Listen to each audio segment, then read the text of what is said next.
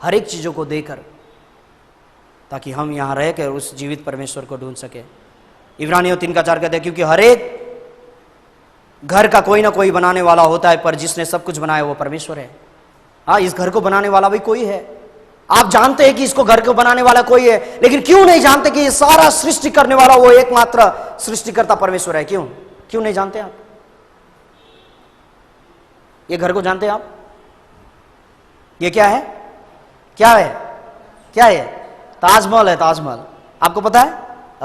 किसने बनवाया? किसके लिए? क्यों बनाया? इसके अंदर में क्या है? मुमताज का कब्र है। शाहजहां ने बनाया अपने बीवी मुमताज के लिए, और इसके अंदर में मुमताज का क्या है? कब्र है। लेकिन ये बनाते समय आप वहां पर थे? शाहजहां ने जब ताजमहल को बनवाया, आप वहां पर थे शाहजहां के साथ? उसके साथ थे या नहीं? लेकिन फिर भी विश्वास करते हैं ये ताजमहल किसने बनवाया?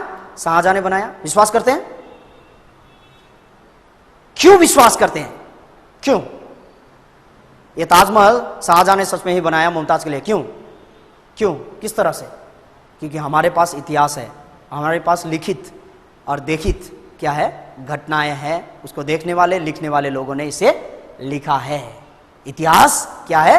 प्रमाण है। इसीलिए हम विश्वास करते हैं। उसी तरह से ये घर, ये घर भी किसी ना किसी ने बनाया है। इन घरों को देखकर हम विश्वास कर लेते हैं कि इसको बनाने वाला कोई ना कोई है। लेकिन ये सारा विश्व ब्रह्मांडल को हम देखकर क्यों ये विश्वास नहीं करते हैं कि इसे बनाने वाला कोई है? ये घड़ी अपने आप कभी बन नहीं सकता, इसको बनाने वाला कोई है। इसे ये चलता है जिस तरह से इसको बनाने वाले ने बनाया, उसी तरह से ये विश्व ब्रह्मांडल उसी तरह से चलता है जिसने इसको बनाया, स्थिर किया। क्यों? जब आप घड़ी को देखकर, इसके समय को देखकर, इसको बनाने वाले को याद करते, क्यों ना आप इस विश्व ब्रह्मांडल को देखकर उस सृजनहार सृष्टिकर्ता को आप याद करते हैं? तथापि आप घड़ी को देखकर, उसके समय को देखकर, उसे बनाने वाले उस घड़ी के समय को आप देखकर, समय को आप विश्वास करते हैं। लेकिन क्यों नहीं ये सृष्टि को देखकर सृष्टिकर्ता को आप विश्वास करते हैं? इसलिए बाइबल कहता है कि मूर्ख है जो लोग सृष्टि को आराधना करते हैं, वो लोग मूर्ख है। जो सृष्टिकर्ता को आराधना करता है वो लोग ज्ञानी है। आप क्या होना चाहते हैं? बहुत जरूरी है, क्योंकि सृष्टिकर्ता का दावा करता है, कलाकार कोई भी चीज है, कोई भी बने हुए वस्तु है, वो क्या करता है? उसको बनाने वाला का मांग करता है। कोई ना कोई, जो भी देखिए, ये सारा वस्तु है जो हम इस्तेमाल कर रहे हैं, ये किसी ने बनाया है। ये कहता है कि मुझे बनाने वाला कोई है। सही बात है। तो हमें बनाने वाला कौन है? आप जानते हैं? सारा सृष्टि को बनाने वाला नहीं जानते, इसलिए उसने वचन दिया। इसलिए हम देख रहे हैं कि जिसने बनाया है वो कह रहा है कि मैंने बनाया। ये फूल बहुत ही सुंदर लगते हैं। इसमें सुगंध आप डालते हैं? सुगंध आप डालते हैं इसमें? नहीं। लोग भी बनाते हैं, लेकिन उसमें सुगंध होता है? नहीं, उसमें डालना पड़ता है। लेकिन ये अपने आप होता है, क्योंकि ईश्वर ने इसे ऐसा बनाया है। ये अद्भुत है। गुलाब का फूल विभिन्न प्रकार का मनुष्य भी बनाता है, राइट? बनाता है, लेकिन उसमें सुगंध डालता है वो लोग। लेकिन इसमें सुगंध किसने डाला? आपने? हमने? किसी ने नहीं। ये अपने आप होता है, क्योंकि ईश्वर ने इसे सृष्टि किया है। जीवन केवल ईश्वर दे सकता है। जीवन, एक आदमी मर गया, उसे डॉक्टर भी बचा नहीं सकता।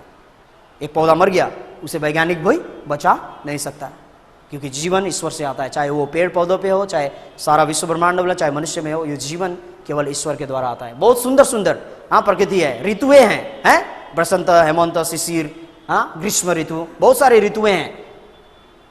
आपके कहने पर आता है ये ऋतुएं? अब गर्मी का मौसम है, गर्मी आ जा, आप कहने से आ जाएगा? नहीं, ये ईश्वर ने इस तरह से बनाया है। ये सारा ये कोरिया का है, बहुत ही सुंदर है। आपने बर्फ को देखा है कभी? हिम को कभी देखा है? दार्जिलिंग में कभी कभी दिखाई देता है। हम लोग दार्जिलिंग में कभी बहुत पहले दिखाई दिया था। हम फिल्म में तो देखते हैं। ये बर्फ बहुत ही सुंदर होता है, लेकिन पता है ये बर्फ का एक एक बूंद और भी सुंदर होता है। बर्फ का एक एक बूंद और भी सुंदर है। आप तो बाहर से देखते हैं, आपको एक ही दिखाई देता है, ये भी बूंद वो भी बूंद, लेकिन बर्फ का एक एक बूंद को जब आप देखेंगे आपको आश्चर्य लगेगा, उसमें भी कला छिपा हुआ है। किसका? ईश्वर का ज्ञान का, अगम्य ज्ञान का। आप देखना चाहेंगे इस बर्फ के एक बूंद को, इस बर्फ के एक बूंद को मैं दिखा रहा हूं, एक बूंद, हर एक बूंद का अपना अपना आकार है। आपको आश्चर्य लगा, अपना अपना इस तरह से सुंदर है। ये बर्फ का एक बूंद है। इसमें देखिए ये आकार है, इसमें दूसरा है, इसमें तीसरा है, इसमें चौथा है, इस तरह से। ये आकार को किसने डाला? आपने, मनुष्य ने डाला। ये कला है ईश्वर का, उसका ज्ञान का प्रकट करता है। सच्चा ईश्वर ने उस हिम के एक बूंद में भी क्या डाला है? अपने कला को डाला है, अपने ज्ञान को डाला है, अपने विवेक, अपने ज्ञान को प्रकट करता है। आप और मैंने नहीं डाला। अद्भुत है ये, अद्भुत। अब ये अद्भुत परमेश्वर ने जो आपको और मुझे बनाया, हर एक चीजों को उसने बनाया। उत्पत्ति 1:24 और 25 में बताया कि उसने हर एक जाति के पशुओं को, प्राणियों को, पेड़ पौधों को, उत्पत्ति 1 और 2 अध्याय में कहा गया है, हर एक पृथ्वी में देखने अदृश्य वस्तुओं को उसने बनाया। उसमें से पेड़ पौधे को अपने जाति के मुताबिक बनाया, पशु प्राणी को अपने जाति के मुताबिक बनाया। लेकिन लोग क्या कहते हैं? एक से दूसरा बदलते आया है। पहले बंदर था, कुछ देर रहा, सिंपांजी हुआ, उसके बाद आदमी हुआ, इस तरह से। अद्भुत। लेकिन ईश्वर कहता है कि मैंने पहले से ही जाति जाति का बनाया। 3500 साल पहले, जो 8000 साल पहले उसने सृष्टि की, उसे 3500 साल पहले मूसा के द्वारा लिखवाया और कहा कि मैंने जाति, सिंपांजी को सिंपांजी बनाया, हाथी को हाथी बनाया, जिराफ को जिराफ बनाया और कुत्ते को कुत्ते को। इसीलिए सिंपांजी से सिंपांजी पैदा होता है, अभी भी हाथी से हाथी ही पैदा होता है, अभी भी जिराफ से जिराफ ही पैदा होता है, कुत्ते से कुत्ते पैदा होता है, बिल्ली से बिल्ली पैदा होता है, चीता से चीता पैदा होता है, बाघ से बाघ, शेर से शेर, जल हाथी से जल हाथी, और इस तरह गैड़े से गैड़े, मनुष्य से मनुष्य पैदा होता है, बंदर नहीं। क्योंकि परमेश्वर ने मनुष्य को मनुष्य बनाया, हर एक जाति को, हर एक पेड़ पौधों को, हर एक चीजों को, पशु प्राणी को, पंछियों को भी। अद्भुत है। जब आप परमेश्वर की सृष्टि को देखेंगे आपको आश्चर्य लगेगा कितना महान है ये। आपको पता है ये काठ फोड़ुआ कहते हैं, वुड पेकर कहते हैं। आश्चर्य की बात है ये, 1 सेकंड में ये 15 बार काठ को ठोकता है। 1 सेकंड, ऐसा 15 बार। लेकिन हमने कभी नहीं सुना कि काठ फोड़ुआ अपने सर को, सर दुख करना, सर में सर दर्द से मर गया, कभी नहीं सुना है। उसका दिमाग फट गया, वो मर गया, कभी नहीं सुना है। 1 सेकंड में 15 बार। आश्चर्य नहीं लगता है? ये अद्भुत कला किसने डाला इस पर? और दूसरा हमिंग बर्ड, आपको और भी आश्चर्य की बात, 1 सेकंड में 80 बार अपने पंख को हिलाता है। 80 बार, 1 सेकंड, 80 बार। आप हिला सकते हैं अपने हाथों को 80 बार? और इससे और भी अद्भुत, जो आपके अगल बगल में घूमते रहता है, ये मक्खी 1 सेकंड में 250 से लेके 1000 बार वो अपने पंखों को हिला सकता है 1 सेकंड में। इसलिए वो कहीं भी बैठ सकता है। हवाई जहाज ऐसा नहीं, मनुष्य ने बहुत प्रकार के हवाई जहाजों को बनाया, रॉकेट को बनाया, लेकिन ऐसा नहीं होता जहां चाहे वहां बैठ नहीं सकता वो, उसका लिए समय लगता है। लेकिन ये मक्खी कहीं भी बैठ सकता है, आपके नाक में भी बैठ सकता है, कहीं भी बैठ सकता है। अद्भुत है।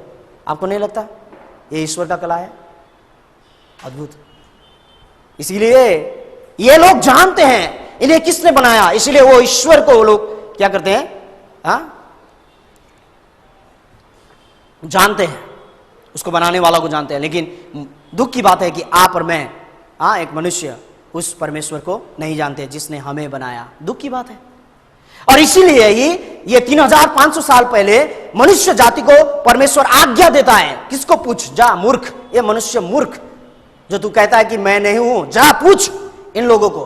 अभी हम लोग ने पूछा है, सृष्टि को पूछा है कि सच में ही बाइबल का परमेश्वर ने इसे बनाया नहीं। हम लोग ने पूछा और उसने कहा कि सही में हाँ मुझे बनाने वाला है, क्योंकि जैसा उसने बनाया वैसा ही विज्ञान के जरिए हमें पता चला।